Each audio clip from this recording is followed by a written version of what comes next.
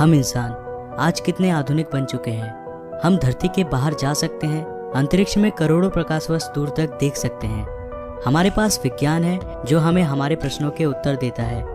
वैज्ञानिक डेटा के जरिए हमने हमारे अस्तित्व का भी काफ़ी हद तक सही अनुमान लगाया है। पृथ्वी जो हमारा घर है, जहां हम मनुष्यों ने कई पीढ़ियां बिताई हैं, जिसने कई करोड़ सालों से जीवन को अपने अंदर आश्रय दिया है और आज भी देता आ रहा है। वैज्ञानिकों के अनुसार पृथ्वी पर जीवों की करीब 87 लाख प्रजातियां रहती है, जिसमें से केवल 15% प्रजातियों को ही हमने आज तक खोजा है। लेकिन आखिरकार ये सारे जानवर आए कहाँ से थे?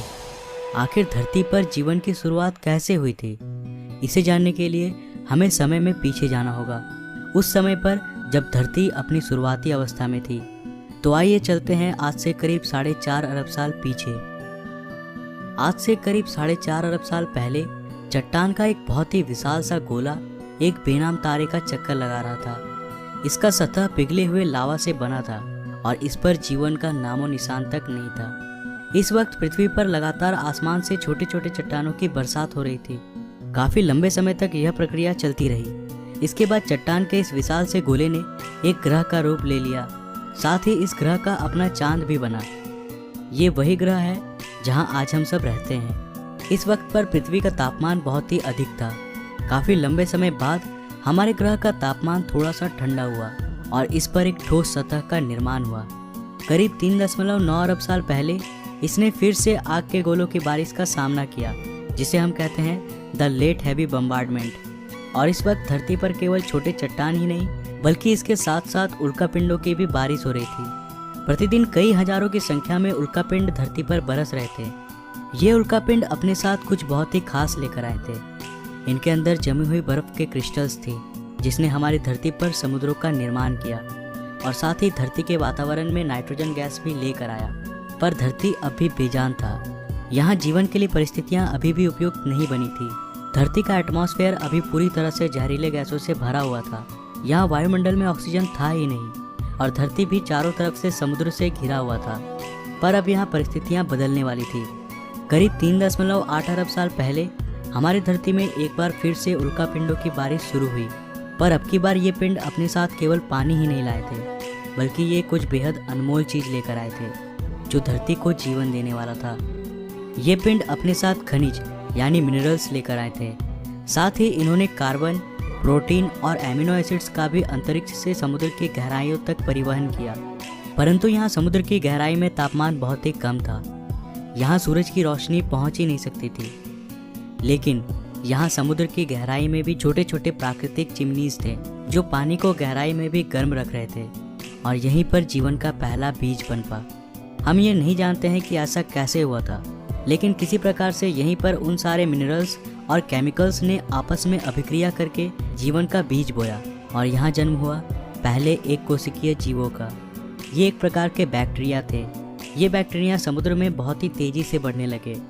अब ये पानी पूरी तरह से इन सूक्ष्म एक कोशिकीय जीवों से भर गया था। कई करोड़ साल बाद, यानी आज से करीब 3.5 अरब साल पहले, समुद्र के अंदर इन बैक्टीरियाओं की संख्या इतनी बढ़ गई थी कि ये आपस में जुड़कर इस प्रकार के पत्थरों जैसी संरचनाओं में बदल गए थे, जिसे कहा जाता है स्ट्रोमेटालाइट्स। ये एक एक चट्टान अपने आप में बैक्टीरियाओं की एक पूरी बस्ती थी। ये बैक्टीरिया सूरज की रोशनी को भोजन में बदलते थे और इस प्रक्रिया को हम बेहतर रूप से जानते हैं प्रकाश संश्लेषण के नाम से। इसी प्रक्रिया में ये एक उत्पाद, एक बाय प्रोडक्ट को निकालते थे, एक गैस, ऑक्सीजन। इन सूक्ष्म जीवों ने धरती पर एक सबसे अनमोल चीज का निर्माण किया, जो धरती में जीवन को पनपने के लिए सबसे ज़्यादा महत्वपूर्ण था। और वास्तव में इसके बिना धरती पर कोई जीव जीवित नहीं रह पाता। करीब 2 अरब सालों तक पृथ्वी के वायुमंडल में ऑक्सीजन की मात्रा लगातार बढ़ती रही। आज से करीब 1.5 अरब साल पहले धरती में अब भी किसी प्रकार का कॉम्प्लेक्स लाइफ विकसित नहीं हुआ था और ना ही धरती पर इतने बड़े बड़े महाद्वीप थे। धरती पर केवल छोटे छोटे द्वीप थे जो चारों तरफ से पानी से घिरे थे।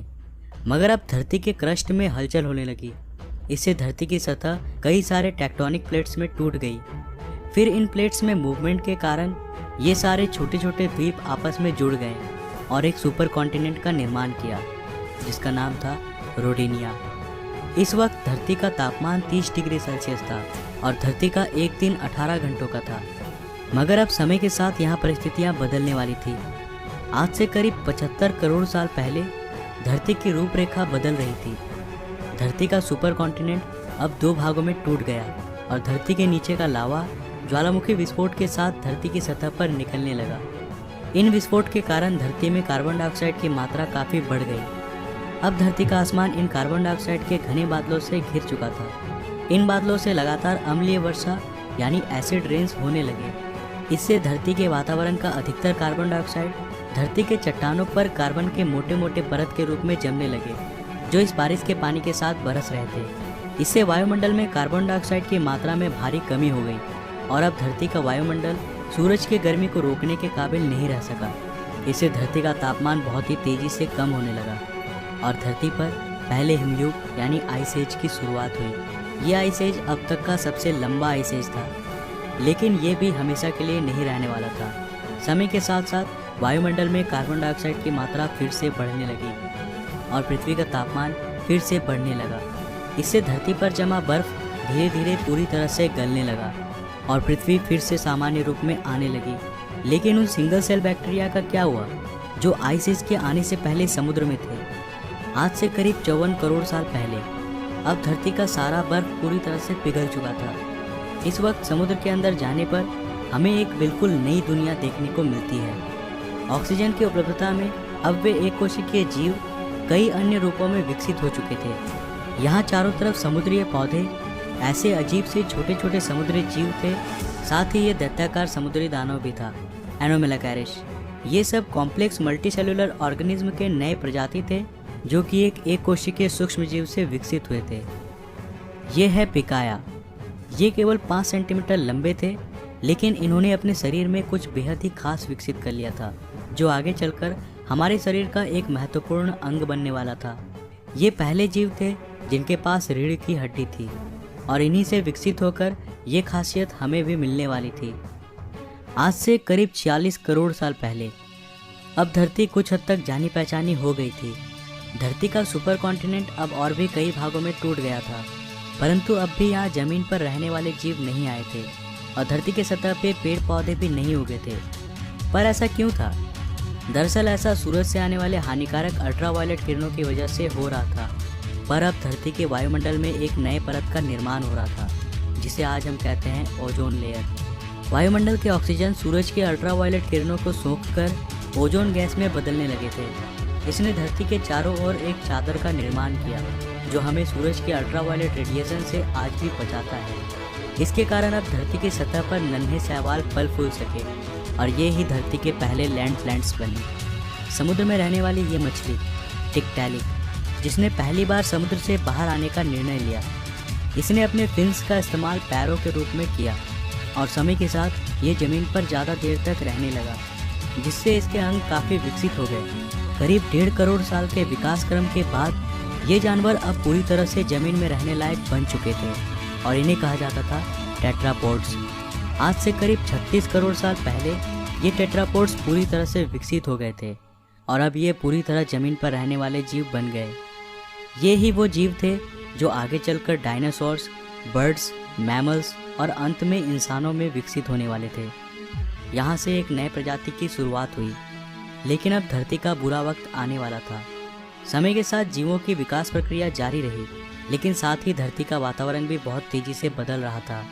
एक बार फिर से ज्वालामुखी विस्फोट के कारण धरती का तापमान बहुत ही बढ़ गया। इससे धरती पर बहुत बड़ा अकाल पड़ गया। इस अकाल में लगभग सारे पेड़ सूख गए और धरती पर जीवों की कुल 95% आबादी साफ हो गई। इस अकाल में कुछ जीव ही जिंदा बच पाए, जिन्होंने जिंदा रहने के लिए कुछ भी खाना शुरू कर दिया और गर्मी से बचने के लिए ज़मीन के अंदर रहने लगे। पर समय के साथ साथ फिर से परिस्थितियों में सुधार आया। धरती का वातावरण फिर से सामान्य हो गया। आज से करीब 20 करोड़ साल पहले अब धरती की रूपरेखा काफ़ी हद तक बदल गई थी। ज्वालामुखी विस्फोट से नए भूभागों का निर्माण हुआ, जिन्होंने आपस में मिलकर एक सुपर कॉन्टिनेंट का निर्माण किया, जिसका नाम था पेंजिया। अब धरती अंतरिक्ष से काफ़ी हद तक आज की जैसी दिखाई देती थी। इतने बड़े अकाल के गुजरने के बाद धरती वापस से सामान्य हो गई। सतह पर फिर से नए पेड़ पौधे उगने लगे और धरती पर जो 5% जीव बच पाए थे, वे अब विकसित हो चुके थे और एक बिल्कुल नए प्रजाति का जन्म हुआ था जो आने वाले समय में धरती पर अपना शासन चलाने वाला था। वे थे डायनासोर्स। डायनासोर्स असल में उन्हीं 5% रेंगने वाले जीवों से विकसित हुए थे जो उस अकाल में खुद को किसी प्रकार से बचा पाए थे। डायनासोर्स के भी कई प्रजातियां थी, कुछ शाकाहारी थे तो कुछ मांसाहारी। कुछ डायनासोर्स बहुत ही शांत स्वभाव के थे तो कुछ बहुत ही हिंसक। डायनासोर्स ने भी काफ़ी लंबे समय तक धरती पर राज किया। करीब 11 करोड़ साल तक ये धरती पर फल फूल रहे थे। पर इसके बाद क्या हुआ? सारे डायनासोर्स कहाँ विलुप्त हो गए और इंसान कहाँ से आए? ये हम जानेंगे अगले एपिसोड में। तो आज के लिए बस इतना ही। अगर आपको दूसरा एपिसोड चाहिए तो इस वीडियो को लाइक करो। अगर इस वीडियो में कुल 2500 लाइक्स मिलते हैं तो मैं इसका नेक्स्ट एपिसोड भी जरूर लाऊंगा। तो वीडियो को ज़्यादा से ज़्यादा लाइक करो और शेयर करो। अगर आप नए हो इस चैनल पे तो ऐसे ही और एक्साइटिंग वीडियोस के लिए चैनल को अभी सब्सक्राइब कर लो, साथ ही नोटिफिकेशन बेल को भी ऑन कर लो। मैं मिलता हूँ फिर से एक नए एपिसोड के साथ। तब तक के लिए बाय।